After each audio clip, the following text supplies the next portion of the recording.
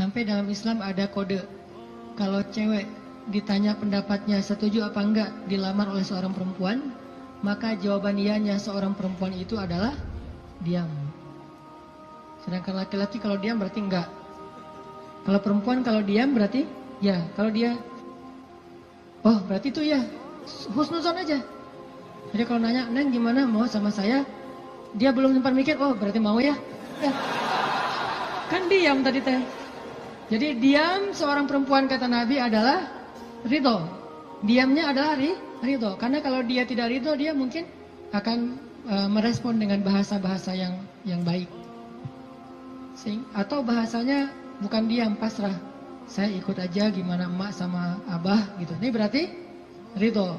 Bukan berarti dia, kamu kok gitu sih sama aku, kamu gak sayang, gak cinta dan segala macam gitu. Dia mah gak akan ngomong kayak gitu. Dia diam atau dia bilang ya udah ikut aja, berarti dia ridho. Itu sifat perempuan yang sebenarnya. Pada dirinya itu ada malu. Dan malu by the way teman-teman, pada diri perempuan adalah mahkota. Makin besar rasa malunya, makin tinggi nilainya. Makin besar rasa malunya, makin besar mahkota yang dia pakai. Jadilah dia seorang putri. Makin besar, jadilah dia seorang ratu. Mahkotanya perempuan yang solihah adalah istihya, punya sifat malu-malu, nggak pakai in. Malu-malu aja, malu-malu, kemana-mana malu, malu-malu. Itu mahkotanya perempuan. Walaupun bukan berarti ketika yang ada perempuan nggak malu dia berani gitu, nggak punya mahkota, bukan. Ini hanya salah satunya. Dan tetap itu kebaikan. Kalau dia nggak terlalu besar dominan dengan sifat malu, mungkin dia dominan dengan sifat yang lain. Tapi yang jelas sifat malu ini kebaikan. Kata Nabi, kalau tidak punya malu, maka seseorang akan lakukan apa yang dia suka. Berarti malu itu sebagian dari kehormatan. Malu itu sebagian dari harga diri. Sehingga kalau orang udah nggak punya sifat malu, maka dia kehilangan harga diri dan kehormatan, dia akan lakukan apapun yang dia suka. Jadi malu anugerah dari Allah untuk perempuan. Aisyah pemalu. Saking pemalunya Aisyah, kalau lagi malu wajahnya kemerah-merahan, pink. Pink dalam bahasa Arab humairo. Pink itu humairo. Aisyah itu kalau lagi malu pink wajahnya. Sehingga kalau Nabi melihat wajah Aisyah pink, humairo, Nabi senang melihat Aisyah, oh Aisyah lagi malu, Aisyah lagi senang, Aisyah lagi tersipu-sipu, sehingga wajahnya menjadi pink. Aisyah itu seorang perempuan yang sangat pemalu, sama dengan Maryam, sama dengan Khadijah, sama dengan Fatimah, perempuan yang sangat pemalu. Coba teman-teman renungkan kisah gimana pemalunya Aisyah. Pernah ketika Rasulullah SAW sudah wafat, kan Rasulullah itu dimakamkan di dalam rumah Aisyah. Soalnya SOP para nabi, mereka dimakamkan di tempat mereka wafat, nggak boleh dipindahkan. Itu udah jadi SOP-nya para nabi itu. Jadi kalau meninggalnya di sini, ya udah di sini dimakamin, nggak boleh ke pemakaman khusus tempat lain atau pemakaman umum, nggak boleh. Jadi karena Rasulullah wafatnya di atas pangkuan Aisyah di kamarnya, maka kamar itu jadi tempat Rasulullah dimakamkan, makam di situ, dibuat kayak ruangan.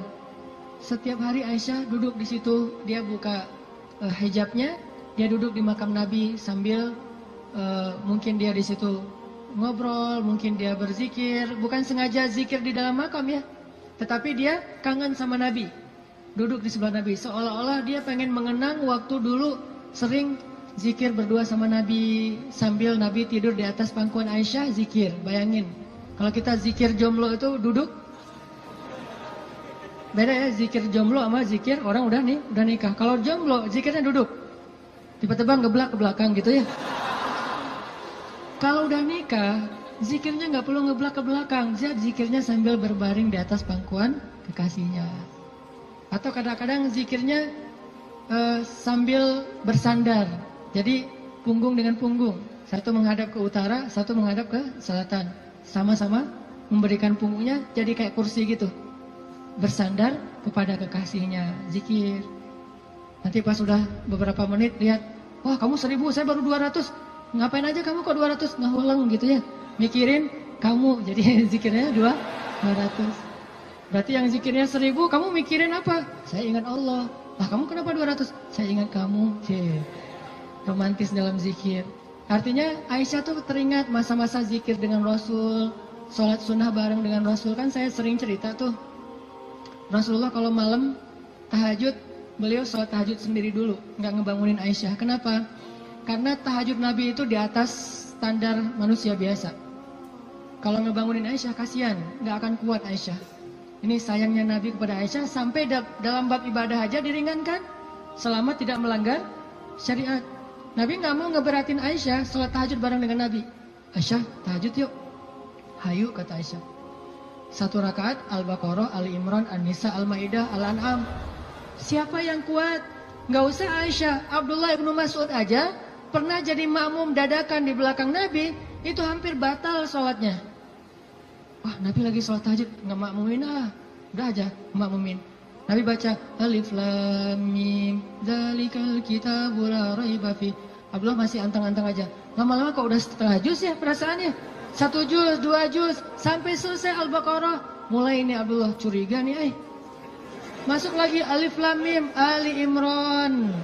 Masuk lagi Ya Ayuhan Nas An-Nisa. Masuk lagi Al-Maidah. Masuk Al-An'am 7 juz 1 rakaat. 7 juz 1 rakaat. Kita 1 rakaat 7 surat. An-Nas, Al-Falaq, Al-Ikhlas. Dari ujung aja pokoknya 7 surat. Ini 7 juz 1 rakaat. Atau kadang-kadang kita 7 rakaat 1 surat. Yaitu Al-Ikhlas terus. Asal sholat pasti Al-Ikhlas. Walaupun kalau dia membaca Al-Ikhlas itu karena cinta kepada surat itu, dia akan masuk surga dengan surah Al-Ikhlas. Masalahnya kita benar gak sih cinta ke Al-Ikhlas? Kan kita suka pakai hadis sahabat itu ya.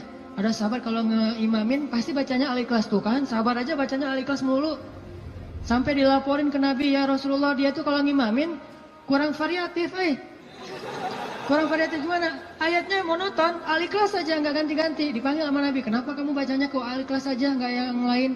Ya Rasulullah, saya cinta dengan surat itu. Nah di surat itu disebutin sifat-sifat Allah. Nabi tersenyum mengatakan, kamu masuk surga karena apa yang kamu cintai. Pertanyaannya, kita gitu atau ada modus lain? Al-Ikhlas itu nggak perlu mikir dan cepat kan? Jadi bukan karena cinta banget dengan Al-Ikhlas. Ini harus jujur nih. Nabi sholat tahajud. Udah selesai tahajud, baru ngebangunin Aisyah pas witir. Jadi Aisyah itu diajak sholatnya pas witir. Aisyah, witir yuk. Kan Aisyah manja-manja gitu kan ya. Susah bangunnya, akhirnya dipercikin air di wajahnya sama Nabi. Kan saya sering bilang, percikan air ke wajah calon kita. Kalau belum ada latihan pakai guling dulu, guling di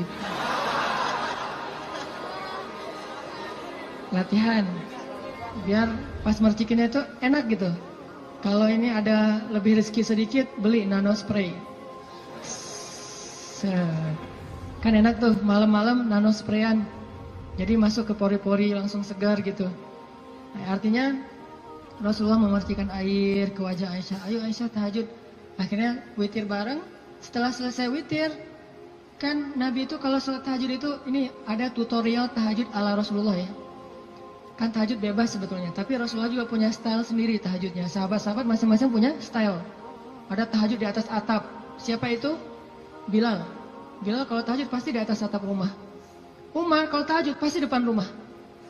Bukan di dalam rumah, di depan. Dia keluar dari rumahnya, tahajud di depan rumah. Bacanya kenceng-kenceng. Bismillahirrahmanirrahim. Satu Madinah bangun gara-gara suara Umar. Kalau Abu Bakar tahajudnya di musolanya sendiri, khusyuk sendiri, nggak mau ketahuan orang. Ini gayanya beda-beda. Gue dengan gaya gue gitu ya. Umar di depan rumah, Bilal di atas atap, Abu Bakar sendiri di dalam mihrab. Rasulullah juga punya style. Style tahajud Nabi gimana? Beliau tidur, tahajud, witir, tidur, subuh. Jadi sebelum subuh beliau tidur dulu. Cuman tidur yang keduanya Nabi bersandar biasanya. Kalau nggak bersandar di tiang, di dinding, bersandar kepada Aisyah. Itu tahajud ala Rasulullah. Nggak mungkin kita ngikutin sunnah ini kalau belum Banyak sunnah yang kita nggak bisa ngikutin kalau belum nikah, teman-teman.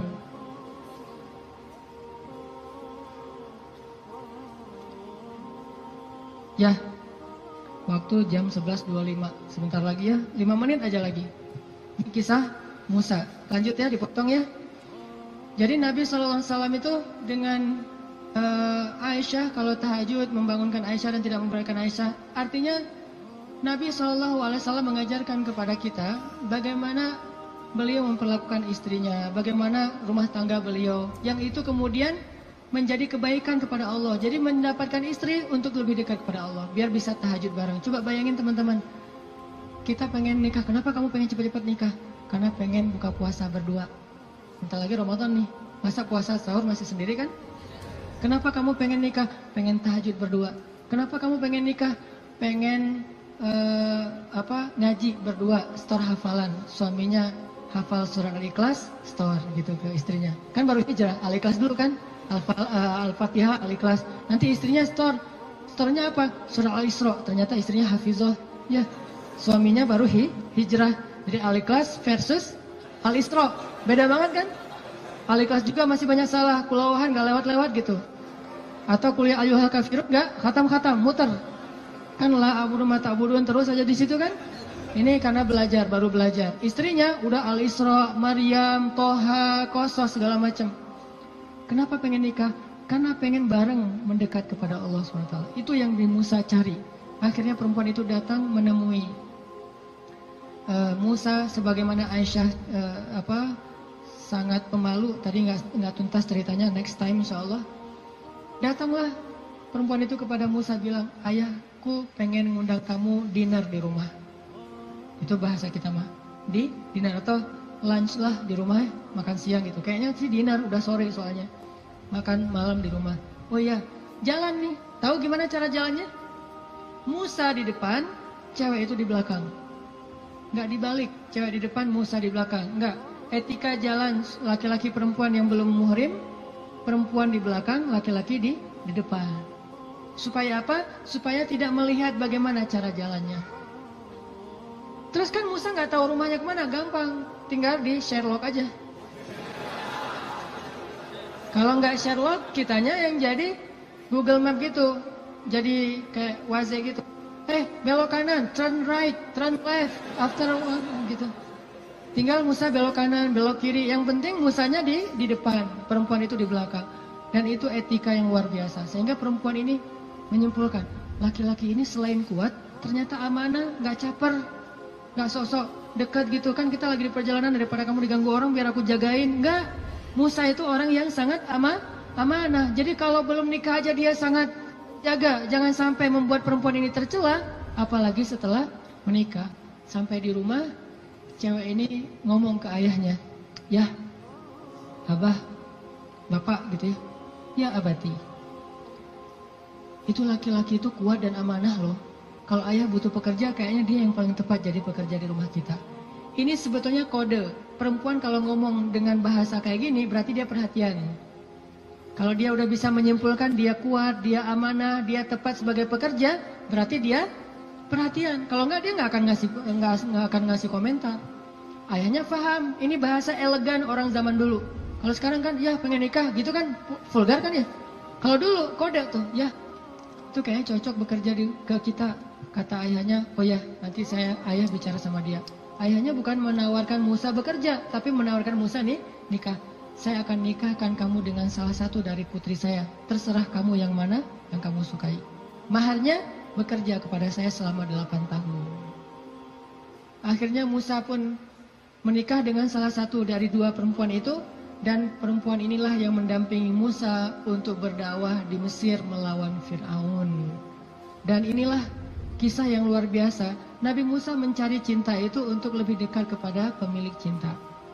Nabi Musa mencari cinta makhluk agar bisa mendapatkan cinta Allah Subhanahu wa taala. Bukan justru ketika ngedapetin cinta makhluk kehilangan cinta Allah. Ini namanya fokus. Teman-teman, pesan moral ketiga berarti adalah apa? Setelah sawa as-sabil, banyak berdoa. Yang ketiga adalah jadilah seseorang yang menyempurnakan hubungan kita dengan Allah dengan cara menikah. Itu maksud Nabi, setengah dari agama itu adalah setelah kita menikah. Kita sempurnakan. Gimana sempurna? Tadi itu, tilawah sendiri jadi tilawah berdua. Buka puasa sendiri jadi buka puasa berdua. Tahajud sendiri jadi tahajud berdua. Bahkan ada ibadah yang kita bisa dapetin setelah menikah yang gak mungkin didapetin kalau orang belum menikah. Ibadahnya simple. Ngapain? Goler, tidur di atas sofa sambil ngelihat istri kita rempong lalu lalang, itu pahala. Jadi gini aja. Itu sholat sunnah loh.